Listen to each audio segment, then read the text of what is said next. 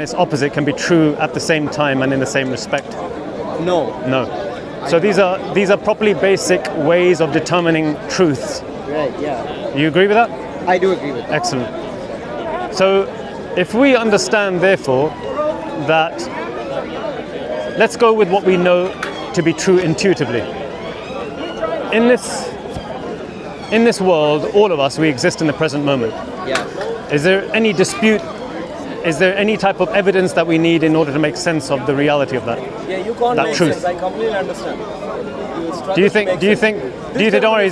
He's a Christian. He's an idiot. He's an idiot. He's an idiot. Trust me. I'll speak to you. Yeah. Just try out his arithmetic first. 1 plus 1 is struggle. Yeah. 1 plus 1 plus 1 equals 3. 1, 2. I get the joke. Yeah, I get the He's a Christian, right? I get the joke. But no, there is no way to deny the fact that we are here present. It's intuitive, right? It's intuitive. Excellent. So there are certain... It's intuitive and observational. No. You don't need to observe something to know that it exists necessarily, right? Yeah. Otherwise, you're asking for the impossible. That's true. Right. So the present is something we agree with. Yeah. Now, could the present have come about without a past? No. No. Why? Because what determines how we reach the present is through the law of causality. Yes, correct. You agree with that? I agree with that. Is there any way this might be negated? No, it would not be negated within the universe. Yeah, good. So we know, therefore, that it is the law of causality that allows us to reach the present moment in time. Yes. If there is no God, there are only 3 possibilities. One, we can safely say doesn't apply. It applies, but it would entail us claiming that impossible I don't know, which is essentially I don't want to know, turn my brain off, I don't want to think about it. That leaves, if we knock that out, there leaves only 2 options. Either the universe is eternal, or the universe had a beginning. The universe being eternal cannot happen, because if the universe was eternal, then we wouldn't reach this point, because that is an infinite regress. Excellent. Right? So infinite regresses cannot exist, therefore only the third option is true. Well, I agree with that, alright? However, my question to you is, when you base the contingency argument and say... Can I just quickly, before you give the contingency argument, I don't subscribe to the idea that the creator of all things brought the universe into existence from a timeless state of affairs. I believe that the creator has always been creating one thing after another, with no single thing, and this is important if you just pay attention to this part, with no single thing being eternal, concomitant with the creator. I don't believe that the creator was at one point absolutely inactive, in a occupying a timeless state of affairs, and then suddenly decided to create. Why? Because I believe that is rationally impossible to claim that a being exists that we describe as being God, who is all knowledgeable and all wise, that existed at a point, an instance I should say. Now an instance, let me define what an instance is. An instance is the smallest possible point of recognition. Okay. A moment is a period defined by 2 instances, the beginning instance and the end instance. And a moment can only take place within time, because you're measuring one thing against the other. Okay, agreed. An instance can either be a timeless state of affairs, as they say, or a temporal state of affairs. Right. The idea that God occupied a timeless state, an instance, a timeless instance, and then decided to create, goes against the concept of wisdom that we ascribe to God. Because wisdom is putting everything in its rightful place. So the people who subscribe to the idea that God began to create, they say that God freely chose to create. You might have heard this. I have heard this, yeah. He freely chose to create, meaning if he wanted to, he could carry on being alone in that timeless instance. Now the question then is, there is no freedom here for this creator, because freedom entails, at the very minimum, a choice between 2 possibilities. A minimum choice of two possibilities. And you whittle those two possibilities down to one. But if this creator occupies a timeless instance, that's the only state of affairs it can occupy. So it can't decide. The decision has already been made. So you're saying God does not have free will? I'm saying the God of ex nihilo, who creates from nothing, cannot have free will to choose anything. From X, okay, the first choice Yes. cannot be free. It can't be free. So you're saying the And neither, universe is necessary. and neither is it wise. Okay. So therefore, the creator brought the universe into existence from preceding matter. Preceding matter. Can Yes. you define that?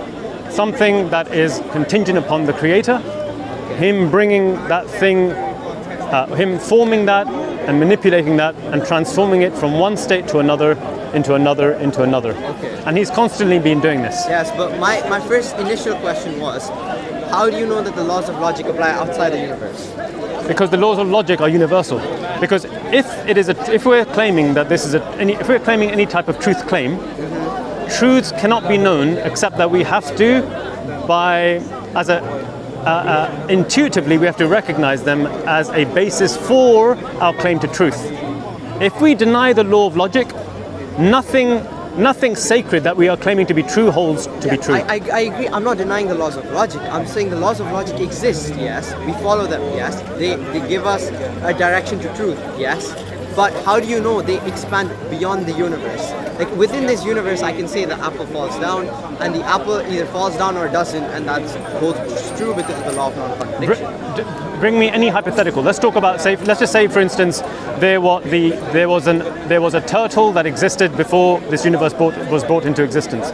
Any truth claim, irrespective of any world that we speak about, has to be undergirded. It has to be founded upon the law of non-contradiction, because otherwise, to claim that for example, a turtle exists presupposes that you have to affirm the law of non-contradiction. Otherwise, the turtle existing and not existing can be true. Yeah, exactly. Therefore, you can't escape to ask the question, how do we know that the law of non-contradiction applies to a universe beyond this one, is like a self-defeating statement. The very point you're making has to affirm the law of non-contradiction in order to make any type of truth claim. Right. So if a person denies, like the Christians do, they deny the law of non-contradiction in order to try and affirm that their God can exist in two contradictory states. At the very point at which they open their mouths to make a truth claim, they've already defeated their truth statement. So these are properly basic things that God has created within the human being in order to make sense of the world. And since we can't make a paradigm shift, like I said at the beginning, beyond our rationale, we're bound by these universal bi-valued laws. Now, if that is true, then we have to ask ourselves, the universe, therefore, is sustained, given it's being sustained now in the present, by a source beyond ourselves. We have to ask ourselves the following. In existence, there is nothing that exists except that it must be qualified by attributes. There's nothing that we know of that exists, except that it has to be qualified by attributes. I agree, yeah. You agree with that? Yeah. Good. If that's true of the smallest, most insignificant things, like the quark or the muon or the gluon, that must be true of those things that are more complicated, because the more complicated something is, the more attributes it has. That is a universal law that we can subscribe to. Yeah. To claim otherwise is to make that irrational paradigm shift beyond our thinking. Right. So if we hold to that, we understand, therefore, that if we as human beings have greater attributes than that flag, the Palestinian flag, that which is greater than us has to have attributes that are more perfect, if you will. But how do you define greater in this context? The creator of all things is the one that brings everything into existence, but itself... No, greater, greater. Like you said... Oh, greater. Sorry, I thought you said greater and creator. complex. How do you define these two terms over here? By looking at the attributes that determine an existent thing. So for instance, how do we determine something? By looking at its identity. Exactly. Right? Perfect. We look at something and we can determine through the way we look at it that thing is distinct from another thing. Yes. Now, looking at it, therefore, we can make an abstraction. We can make an abstraction of it. We can say that that thing has an essence, and it has attributes. Right. This essence and this attributes, however, are not things that exist outside of that thing. These are things that we are abstracting with our mind to determine what that thing is. Yes. Right? Yeah. Right. So we can therefore say, for instance, that that flag has attributes that Rectangular, of Exactly. having certain colors, of dimensions, having a certain, being in time, fluid, yes. less than we have, because we have the ability to be able to think at the abstract level, and with that comes further definitions of attributes. Right. I agree. You agree with this? Yeah, I agree with that. Now, how do we determine the degree of an attribute? It is in its actualization. You can do it in different ways, but one of the ways we determine an attribute is through its actualization and through our observance of it. So for instance, we can look at that flag and say that has the attribute of green. Right. That has the attribute of black, right? That also has the attribute of it being soft. Yes. How do we determine that? Because we are seeing the effects of the attribute moving about. And so we've abstracted it and we've given it a name to identify it. Yes. Now, we can do that with the more complex the thing is, the more attributes it has. But we don't say that these attributes are things that exist outside of the mind. Yeah, they do not exist No. outside. They can't exist outside the mind, because otherwise they would fall under the rule of empiricism. You'd be able to test them or whatever, right? It's conceptual. It's more than conceptual. It's extramental. I don't know. Extramental, outside the mental. So you have the mental abstraction that you do of a thing, Okay. only exists in the mind, like numbers, like space, Okay. like time, right?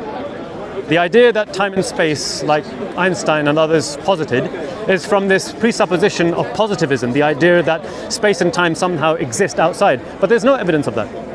Space is merely the arbitrary way in which we measure things from one point to another. Yes. Time is the measurement of motion or the measurement of change of one thing against the other. Yes. And we can use the clock, we can use atomic clocks, or before that, when we didn't have that, we used the sun, Yeah. right? Yep. So there are things that only exist in the mind, and there are things that exist outside the mind. Outside the mind, empirical.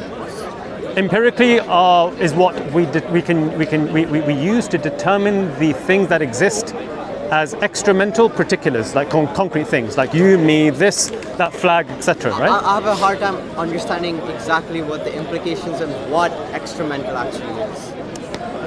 So extramental means things that exist outside the mind, like you. You exist because I can see you, Yes. and I can determine you, like we mentioned before, Okay. as an existent thing. Okay. Right? Things, entities. Okay, entities. Entities in are general. extramental. Okay, so Numbers are not extramental. Okay, I You agree. you agree with it? Okay. There- So we have to make this very important distinction about how we determine what exists in the world. There are only two things that exist in the world. In our mind and outside our mind. yes. And so once we understand that, and we recognize that the more attributes there are of a thing, the more that thing the more complicated that thing is, you could say. And we recognize that the attributes of a thing, they can be recognized through the application, through the actualization. Okay. Like us running, Oh yes. walking, Yes. right? And so on and so forth, Yeah. acting, Yes. being loving, Yeah. right? We express this outside of ourselves. And then we have those intrinsic attributes of Yeah. life, time, etc. If that's true of the sum of the parts, it should be true of the one who brought everything into existence and sustains this thing. Because why? You and I, we recognize that we exist by recognizing those attributes. Yes. We recognize that you have a will, you act, you have knowledge, you have power, you have wisdom. And that's what makes us what we call a being that can exist at the abstract level, to think at the abstract level. Sorry, not think, not exist, but think at the abstract level. If that's true of us, and we recognize that we have the power to bring about and the knowledge to bring about things, manipulate things, right? We take a piece of wood, we take metal, we transform them into extremely complicated things, right? Sometimes we can do it on our own, sometimes we do it cooperatively, because we're limited in our knowledge. If that's true of the sum of the parts, a fortiori, by that very reasoning, it should be true of the whole. The fact that the whole is complicated, it stands to reason that that whole couldn't have come about by itself or through chance and probability. It could only have come about through a being that has to have certain attributes. If you want to call it energy, some atheists, I tend to get through to them better by using the word energy or a source, right? Like Matrix, the source. There has to be a source for all of this. Precisely. But the source has to have certain attributes. Otherwise, it defeats the very purpose, the very rationality that we use to determine the things in the world. Right. And if we say that this complicated universe came about by a source that lacks any attributes, we're essentially going back to that. Either I don't know, which is I don't care, or we're making a paradigm shift beyond the rationale. Okay. So the only solution now is to say that the source that brought the universe into existence and sustains it has to have certain fundamental attributes. Right. A will, power, Okay. knowledge, and wisdom. Power, a powerless thing is as good as nothing. A will, because it maintains and sustains the universe and its complexity. Okay. A knowledge, because the universe exhibits intrinsic laws which allowed it to transform from a point of chaos to relative harmony. Okay. Yeah. Right? For instance, the four fundamental laws, electromagnetism, gravity, and the two nuclear and weak. Exactly, the weak and the new. They're saying there's a fifth one as well, but they're not too sure about that, right? But anyway, the point being that had they been slightly out of sync, then the universe, as we know, either would have been inert, or it wouldn't have had the life-giving properties that we have. Everything in the universe therefore points to a mathematical precision that we as human beings could only appreciate this. Go on. Why are you shaking your head? It's switching a bit to the fine-tuning and watchmaker analogy. But what other way could we go when we look to the universe and we make precise inferences to the best explanation through all the knowledge that we have accumulated from people who have looked at the world and said, okay, we have mathematically determined how the world works. Right. With the force. Through observation. Right. Like looking, for instance, at how we've used mathematics to determine the Fibonacci sequence. Right, yeah. And we find the Fibonacci sequence as a determinant, as an underlying determinant for most of the complexities within the world, Yes. both in the Earth and outside the Earth.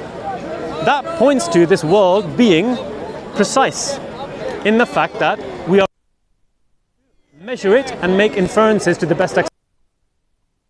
That the sun is going to rise and set at particular points because of inferences that we've accumulated over centuries, right? Yes. This points to the universe having attributes that point to extreme sophistication, not simplicity, not chaos. Why? Imagine. I just have trouble with the word complexity, right? Because it sounds like a relative claim that you're making, right? Because let's say you're really good at math, and I'm not good at math. So it will be complex for me, and it won't be complex for you.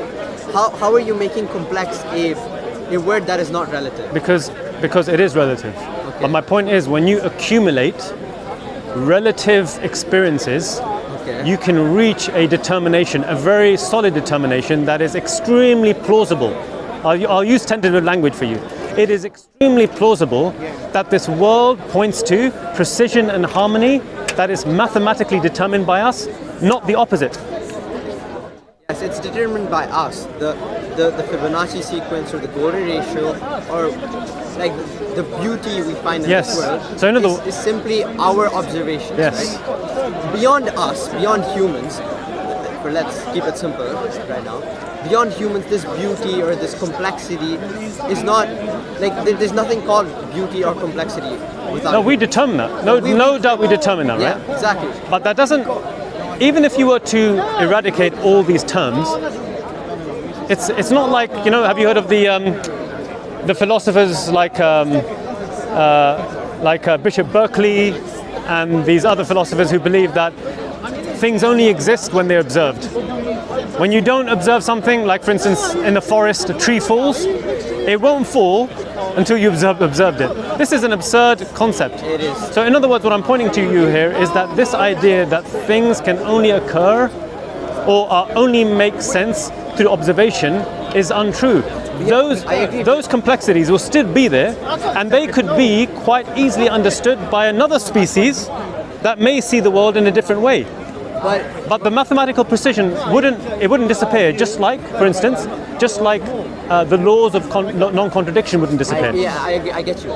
But my question over here is, see, we consider this stuff complex. These are not inherently complex. Right? I know, that's where I'm making the distinction. I know, that's what I'm saying. So we're bound by what we understand of the world. I'm not asking you to make any type of impossible paradigm shift outside of the world. We're bound by the fact that everything that we as human species have determined in regards to the world, including the fact that there was a beginning that we call the Big Bang, including the fact that we put together a periodic table by looking at the nature of the world from the smallest elements, going through the micro world to the macro world to the world that we see, the observational world. These things we've qualified through language, we've quantified through mathematics, but they still exist. Whether we cease to exist tomorrow or not, the complexity and the precision, the way the world works, will always be there. The complexity won't be there, but the world will be there. No, the complexity in that everything is interrelated. If you want to call that complexity, you can call that complexity. If you have a better word, for instance, that everything is contingent upon another contingent thing, or every cause is determined by a previous cause, or cause is in the present. Whatever words you want to use, those laws will always be there. Yes. Right. Now, just to get back to the point now, if that's true, and that's a plausible explanation, and we understand this through the attributes of us as human beings, it would stand to reason that the source that brought the universe into existence must have attributes of if you want to use of a great level. Yeah. But this is an observed principle, right? That's the only way we can make sense of the world. But the question now is, even though it's observed, is there any way of making sense of the world without that? And the only answer to that is, I don't care. I don't want to think. I don't want to know. And no human being lives life like that. I agree. Right. Only the person who is either a hypocrite or mad. Or ignorant. Yeah, ignorant. Extreme ignorance, right? But even ignorance can be turned around. I'm talking about a person who's just, mad or, just playing games, not being sincere. Because a person can be ignorant but be sincere, right? Yeah. So when we claim that there is a creator, you can use that as people who are unsure, they can look at the probabilistic factor. Is it more plausible that the universe is eternal without a source outside of itself, such that the causes you try and make sense of the actual infinite existing within reality? Going back to what we understood, which is that the present could not come about except through causes going back in the past, or the universe had a beginning, the universe exists now, it extends back to a particular point, and all of this is sustained by a creator. Those are the only other two factors, the only two possibilities, I should say. So when the Quran, for instance, came during the time of the Prophet, it didn't deal with the atheists, because it took as a given the obvious nature that the universe is an evidence of a creator. It's like, for instance, it's a funny sort of meme that I came across recently, right, where it said, asking for evidence of a creator whilst living in creation is like a fish swimming in the ocean asking for evidence of H2O. This universe this universe, the fact that we exist, the attributes that we acknowledge, if we think deeply enough, it's true what Allah says in the Quran, which is, Afillahi shak. Is there any doubt? Fatir samawati wal ard, in the originator of the heavens and the earth? There should be no doubt in the originator of the heavens and the earth. When you put it like that, when you put it that this world is a creation, that obviously presupposes a creator. But we never got to the point where you proved it's a creation, right? Because that's a circular argument. Just do it through inferences to the best explanation. All I've done here is given you inferences to the best explanation. In other words, Islam acknowledges that there is a certain level of faith. What does Allah say in the beginning of the Quran? Allah says that when Allah says Alif Lam Mim Dhalikal Kitabu La Rayba Fi Hudan lil Muttaqin, and then God says those who believe in the unseen world. So belief is predicated on a certain level of belief in things that we don't see. But what Islam is pointing to, is that just as there are certain things that you don't see with your own eyes, but you recognize it to be true through your personal experiences, know it to be true up to a point of an obvious degree. You don't see it, but you recognize it. You know, no one needs to tell you that your mother is your mother, right? No one needs to tell you that you have a brain. No one needs to tell you that you have a heart. You need to open it up. You know this because you've accumulated evidences in the real world, and so you have a certain level of faith in certain things that you don't see. I wouldn't put that as faith. I would, if you follow the evidence, that means it's true, right? Because you can have evidence of something, and if you only believe things when you have evidence of it, then it's true. Because if something is not true, there would be no evidence of it. Precisely. So one of the ways that we find Islam to be true is in the man Muhammad sallallahu alaihi wasallam and the knowledge that he brought. If it is true that the Prophet, as a prophet, was a man who was receiving revelation from, as he claims, the all-knowledgeable, all-wise, there should be some evidence of this being showing his knowledge and his wisdom outside of the obvious, which is the world. This man claimed to have been received revelation from God. So one of the things that God shows in the Quran is prophecies of the future. I'm not sure whether you've come across any of the prophecies that the Prophet ﷺ both. I have. And what do you make of them? I'll just clarify them because I'm not really sure of them. I know about the deserts turning green. Right? What do you make of that? You find that interesting? I've seen it. You've seen it with your own eyes, right? When I went to Mecca and Medina while I was driving through. Do you know when the last time, because the hadith says, the Prophet said the day of judgment will not come until the lands of Arabia return to being green and pastures. Pastures. Oh yeah. Right? Land that is livable, green and pasteurized, right? Do you know when the last time the lands of Arabia, and I'm not talking about the monsoons that take place in the north of Arabia, that takes place annually. I'm talking about the lands of Arabia. He makes it general. The last time was in a period called the Holocene period, which was approximately 7,000 BCE. There's evidence of this through, I think they're called petroglyphs, the carvings that you find on stones. But there's also, quite fascinating, there's satellite imagery of the waterways that are now dry, carving right the way across the Arabian Peninsula, just like on Mars. They've recently found, they're speculating that Mars might have at one point had a lot of water. And I didn't catch up with that. Okay, so there's evidence apparently that, and the reason why that is because they find these dry riverbeds all over the planet. The same is true of Arabia. So this is a proof that the Prophet is giving us a dual prophecy. Not only is he saying that the lands of Arabia were green and pasteurized at one point, he's saying the lands of Arabia will become green.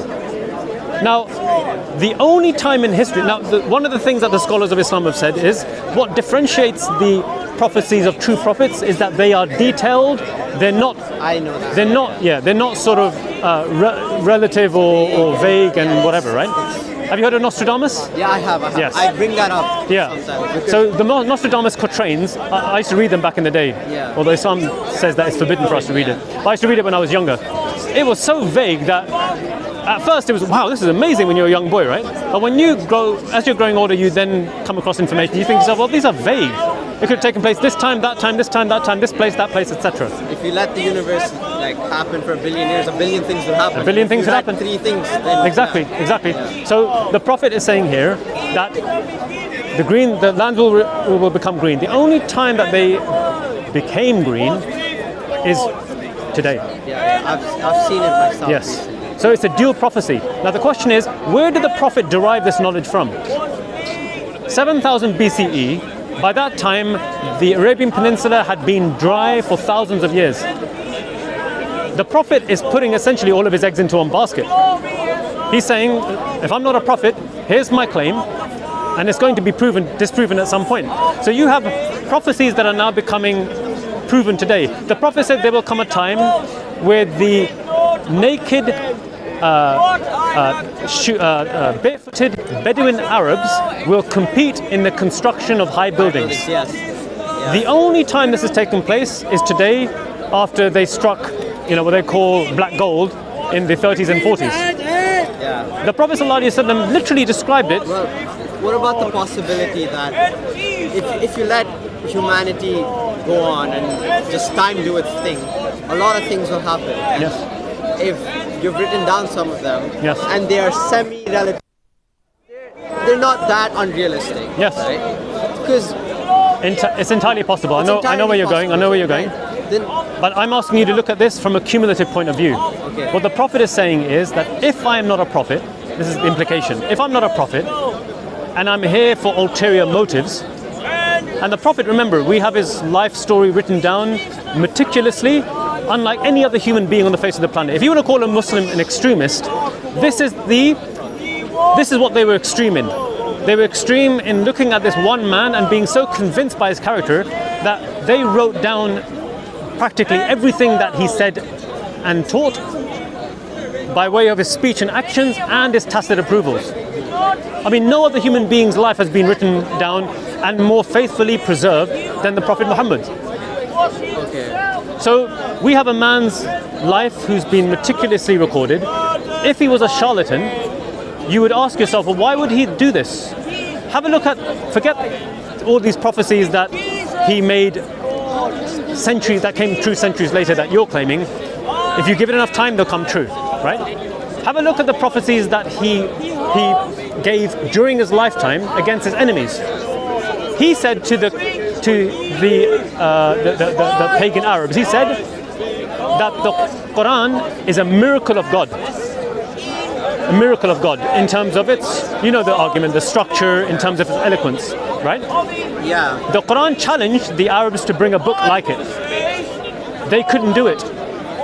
Let me just go through the argument, because I know, just so that you appreciate it, right? Yeah, we're on the same page. I know this argument. Yes. So the argument is very powerful. If you know the argument, let me just give it to you very quickly.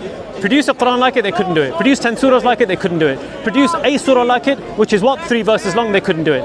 What they decided to do was something so much more grievous and devastating and more of a gamble to their livelihood and their future, which was put their life and their children's lives and their wealth and their society on the line. They would rather go to war with the Prophet than meet the challenge, which they believed prior to that they were the master orators. You had people like Walid ibn al-Mughira, who was described as the greatest of the poets. You had Imr al-Qais.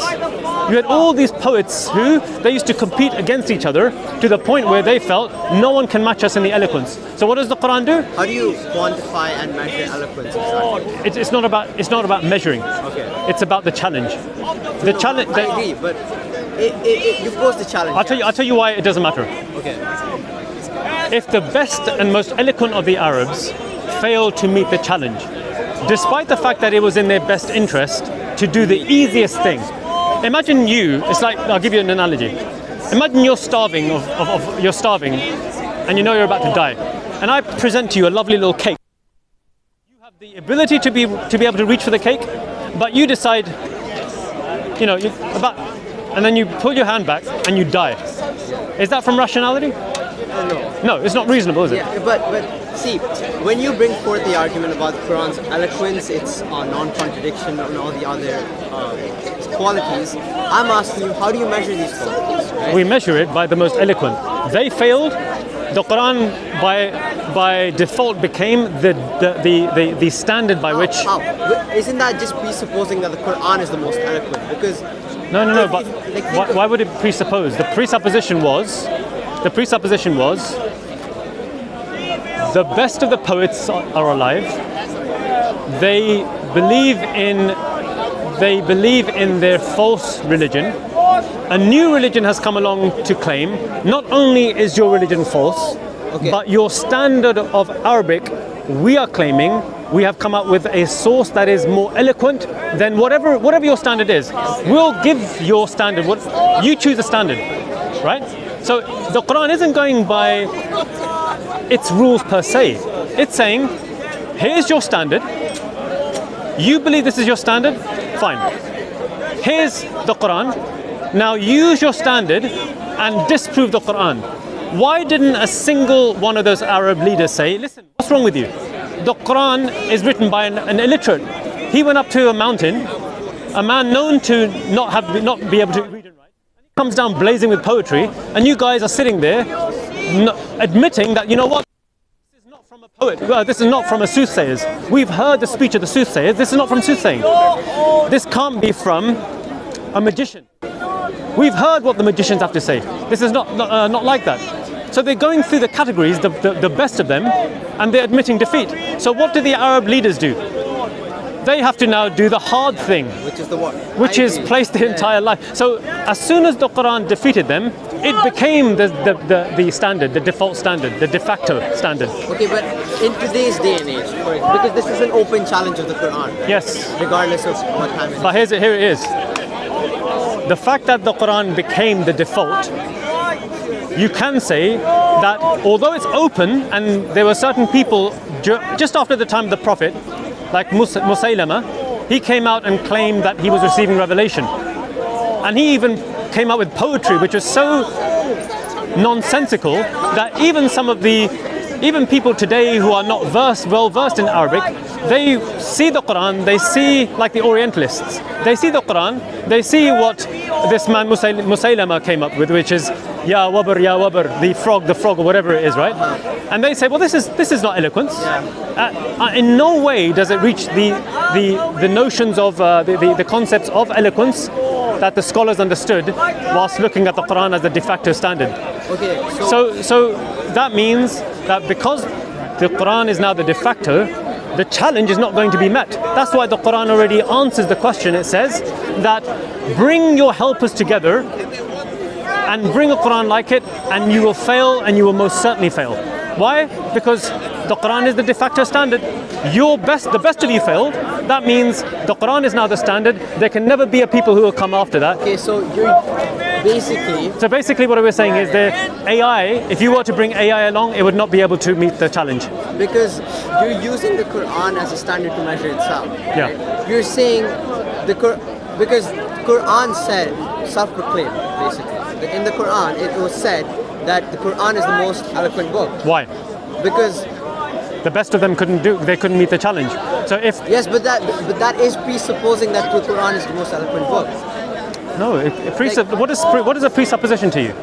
Like it's already assuming before. Right. And what is the challenge that's being made? Is it a self-contained challenge, or is it open to other people? It's open, but the standard which you are using is how eloquent something is, and your measurement of eloquent is just how much like the Quran it is. No, but okay, I think you're missing the point here. The eloquence here isn't beyond the human standard. The Quran is measuring it by the human standard that was set by the Arabs who had already reached this stage of eloquence. So the Quran is saying, your standard, whatever you want to call it, here's our standard. Okay, so I'm asking you, what exactly is the standard? Because I really want to know how you define the... I don't think that's necessary to explain. The point here is that you have the option of going to some of the Orientalists who have reached a high level of Arabic eloquence. Just go to them and ask them, anyone in history, ask them, can you, through your learning, come together and meet the challenge of the Quran? And then see what they have to say. Because the challenge is open, the best of them couldn't do it. The Quran became the de facto standard, not because it presupposes it, it's because by default they failed, the people to whom the challenge was given, they failed. Now the Quran is the standard of Arabic eloquence. So it means that anyone that comes thereafter will not be able to meet the challenge, even though the challenge is there. And that's a proof of the fact that if it was produced through an illiterate, then the question then arises, how can an illiterate, let alone a community, come together and produce the likes of which the Arab poets who were non-Muslims at that time couldn't reach?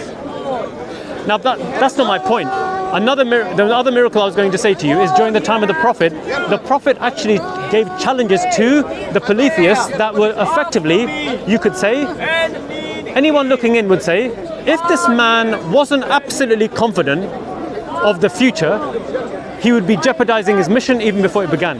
Is this related to the statue? No, this is related to a man by the name of Abu Lahab. Oh, yeah. Please. You heard of this? Yeah. So the surah that captures this prophecy states, and I'll give you the background. The Prophet, when there was an event like an emergency situation that was going to take place, they didn't have bells in that time in Arabia. What they would do is they would go to a particular place, a mountain, and they would say Ya Sabaha.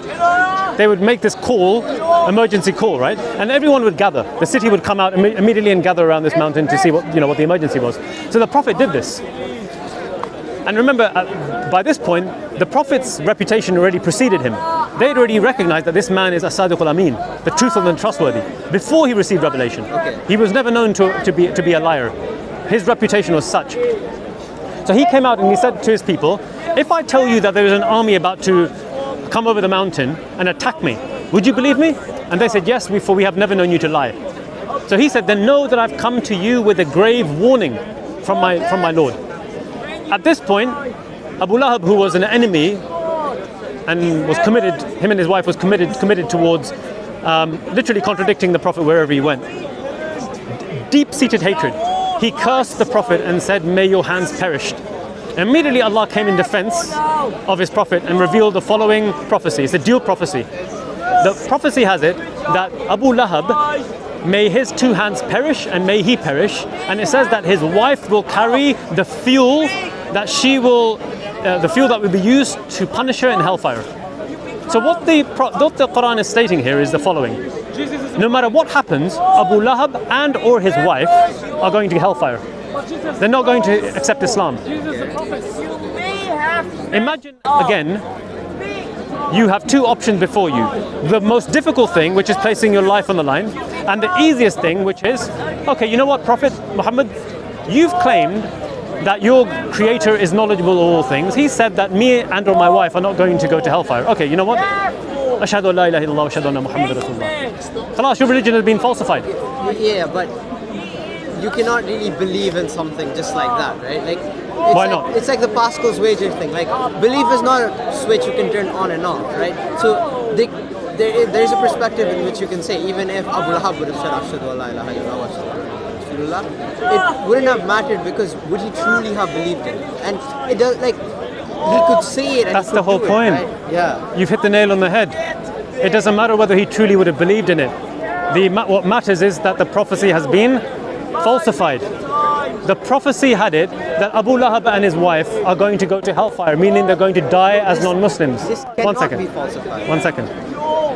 It can be falsified by him claiming to be claiming, but believing. No, it's not about belief.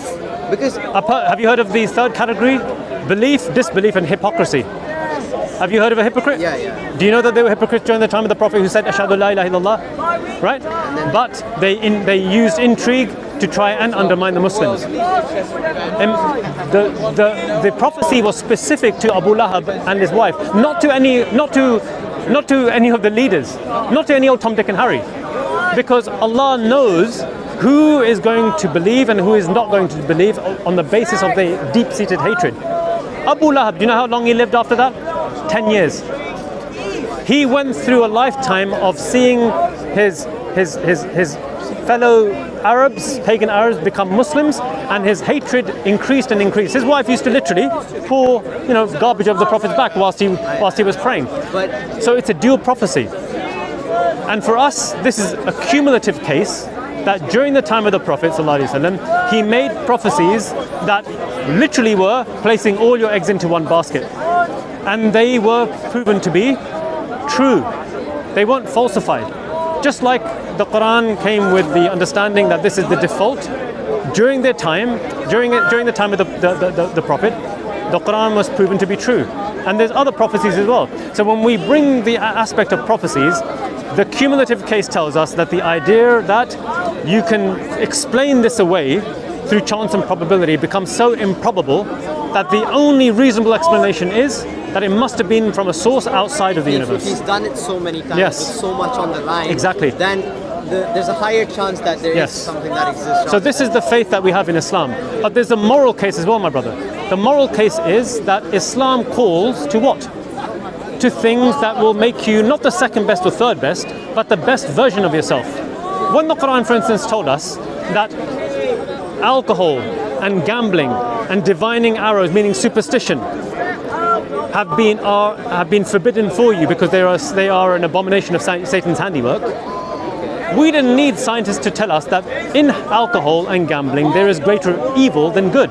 In the Quran, Allah tells us that in alcohol there is some good, but the evil is far greater. Yeah, but that can be observed. Like, if someone were to write the Quran hypothetically, then they would have observed this. Like, if you were making a guidebook on how to live, and you were in the alcohol section, you would put it in the alcohol is a lot more bad than good, even before science existed. Because.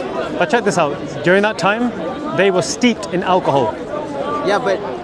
They were steeped in gambling. They were steeped in this concept that if your father passes away, you can marry your mother. They were steeped in all these evils. For instance, the poor amongst them used to bury their daughters alive. So the Prophet doesn't just bring a revelation to tell them that God should be worshipped in a particular way, that there is a concept of God. He doesn't just come up with arguments against atheism. He doesn't just he comes up with a comprehensive way of life that goes down to the smallest things to the most important things. And the lived experience tells us, like, by the fruits ye shall know them, right? You've heard that concept, by the fruits ye shall know them. The lived experience tells us that when you adopt Islam, you live a life of harmony because you find a balance in life. But if you turn away from that, Allah assures you in the Quran that you're going to suffer the consequences through the consequences of the evil increasing in life. So look at the world today. You could be argued that we are as materialistic and as far away from Allah as we've ever been. And yet what we are finding, that materialism and technology isn't bettering the human way of life, it's making it worse, to the point where people in some of the most advanced countries in the world, the suicide rates are through the charts. So Islam taught us that these things are going to occur. Like, for instance, the Prophet ﷺ, he told us that when illicit sexual intercourse becomes prevalent within a society, then wait for the diseases that your forefathers never heard of. So when you look at the cumulative case of a man living in the middle of the desert, why is it that Allah chose an illiterate man? It's because of the fact that it establishes that this man must have been receiving revelation from something outside of the human race. But if there are records of stuff like this being talked about before the Prophet, for example, I know of one prophecy that was discussed about cells being made out of water, right? That is discussed in the Quran. And a lot of people argue for this and say, look, this is a miracle. You couldn't have known this when the Prophet was alive. But there are records of ancient Greek philosophers hypothesizing the same thing. Yeah, no doubt that the scholars have spoken about this. But here's the argument to that. The Quran, firstly, is not a book of science. It's a book of guidance. It gives you in its poetic language, in the language of eloquence, in the way that it was revealed, it gives you information in regards to the world. If you have a look at what the Quran contains and what the Prophet himself said outside of the Quran, what you find is the following. Why is it that the Prophet was able to filter out all the false informations around the world and give you information that is, at the very least, congruent with what we know of the world today? What about Does that make sense? How was the Prophet? How did the Prophet filter out the false information and filter the good information in the Quran? Yes, but what about the surah that talks about reproduction and the nutfa, the alaqa, sperm coming the from the mudghah. backbone? Yes. What is up with that? Again, very, very simple explanation. If you read the Quran itself and the way it's described, it speaks about between one area and another. In other words, So it's between the backbone and the... yes. And in other words, it's not telling you, it's not a science book telling you that this is exactly where it comes from. It's telling you that the male and the female, they come from a particular part, a particular region of the body. Unfortunately, the Christians and the atheists, the enemies of Islam, what they do is they firstly write down the rules that are false to begin with, and then they concoct an argument which doesn't even represent what the Quran is saying. So when the Quran talks about sulbi wa tara'ib, it's talking about in very general terms that yes, the water of the man, again ma'a, the water of the man comes from a particular region. I mean, it doesn't talk about testicles or anything like that. So it's a language thing. The Quran isn't a science book, my friend. It's just a book of guidance. It talks in general terms, like for instance that that the heavens and the earth were once one joint entity, and Allah, He split them apart. فَفَتَقَنَاهُمَا, Allah split them or tore them apart, and He created from water every living thing. Now, in general, that's true. It's consistent with some of the aspects of the world that we know. There's nothing contradictory there. But I'm talking about the cumulative understanding. An illiterate man amongst an ummi nation. Is this fact about Prophet Muhammad being an illiterate man been confirmed by historians that aren't Muslims or external historians? Like, has this been confirmed by them? Why would we need external sources when we have the sources themselves from multiple individuals who spoke about this and said, I mean, how is that outside the realms of possibility? Have a look at Arabia, a bunch of people living in the middle of the desert whose preoccupation was mainly through commerce and trade, right? They went over to the various areas of the Arabian Peninsula. They were not known for their learning. The people who were known for their learning at that time were the Persians, the two superpowers, and the Byzantines. With the math and the science. Exactly. All of it. Exactly. These guys were in the middle of a desert. For centuries, their tradition wasn't painting and sculpture, it was poetry. It was an oral tradition. Better if there was an external source that confirmed that Prophet Muhammad was truly illiterate. Why? If you have, for instance, you have multiple sources who claimed that they are speaking the truth in regards to the Prophet Muhammad, and they actually believe that it is one of the great crimes. I'll give you an example. You know, one of the most outside the Quran. Do you know what the greatest attested hadith is attributed to the Prophet? It's that whoever, the Prophet said, "Man kadaba aliyyu muta'ammida." He said, whoever creates a lie against me, let him take a seat in the hellfire. This was narrated by, do you know how many companions? 78 of the companions narrated this. I think it's 78 or 87. I think it's 78. Ibn Hajar, he speaks about this. 78 of the companions have been recorded to have transmitted this hadith. It's the highest, one of the highest attested, if not the highest attested. In other words, this, if it's attested by 78, you can imagine this being known by hundreds, if not thousands of the companions, that you don't lie against the Prophet. Not a single lie, because the Prophet said, take your seat in the hellfire. These people were committed to the belief of heaven and hell. That was what they lived and died upon. So, if you have what we refer to as akhbar, news being transmitted, being authenticated, like a science, sitting down He learned it from him. Where did he learn it from? Is this man known to be truthful? Is this man known to be precise? They had a science where they knew, for instance, it's permissible to take from person A because his memory was very strong whilst he was young. But when he moved, for instance, to Baghdad, he became old and senile. So when he transmits anything from that point, reject it, because. So that's the precision with which the Muslims were.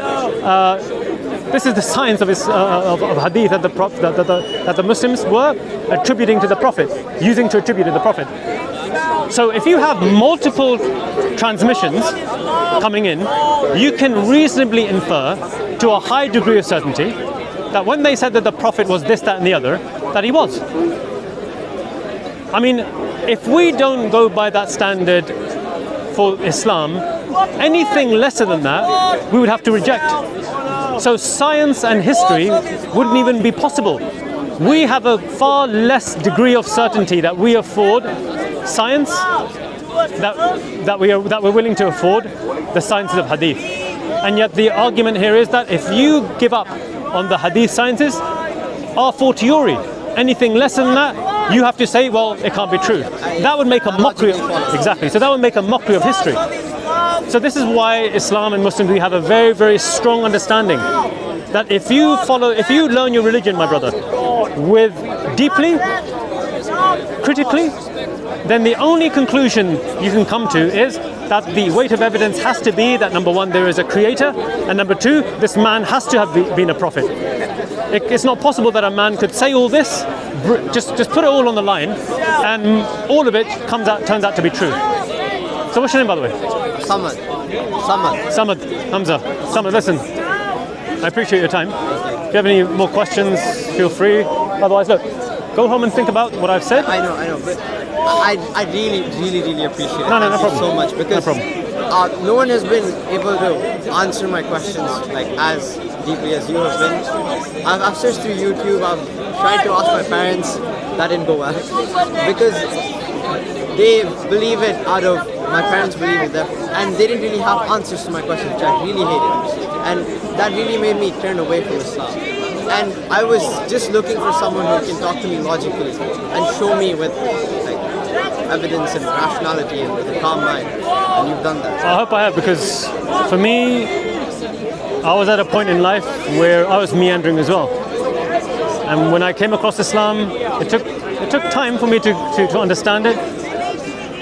But one thing I did do, and I was recommended to do by brothers that encouraged me towards practicing my religion, they said, make lots of supplication to the one who hears and sees all.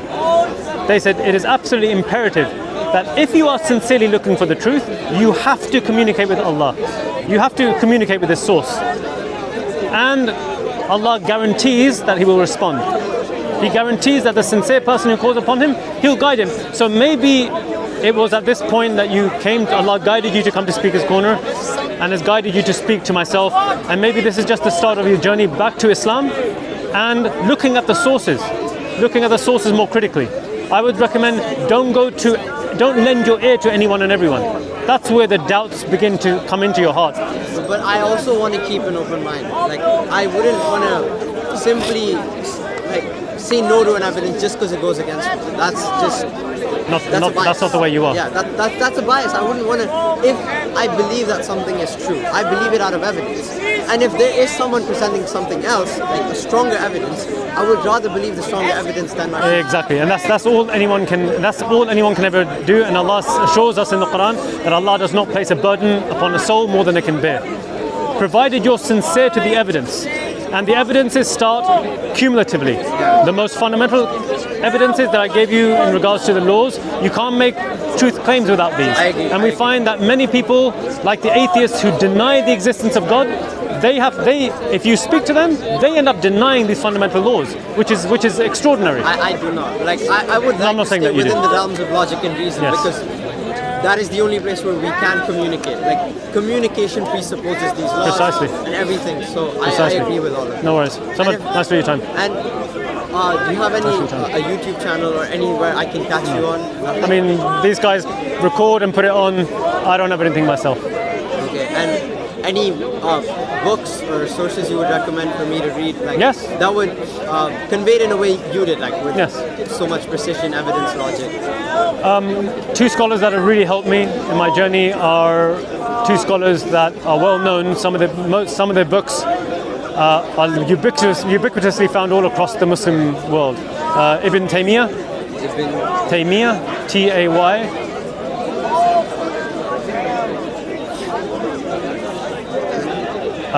Taymiyah,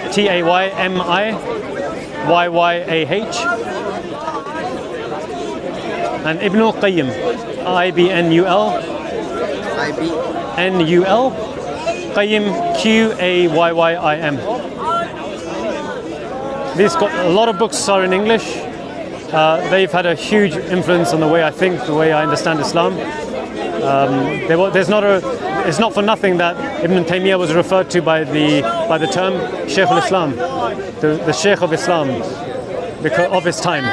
He had an extraordinary mind, and he spoke about these fundamental laws, how to think, how he refuted, how he took on the entire philosophical world and attempted to refute their concepts of determining the world through rationality purely. He said that this is an absurd way of trying to reach certain truths. So have a read through that, and inshallah, hopefully, that'll give you a better understanding. Nice, thank you again, okay? Take care, inshallah. Thank you.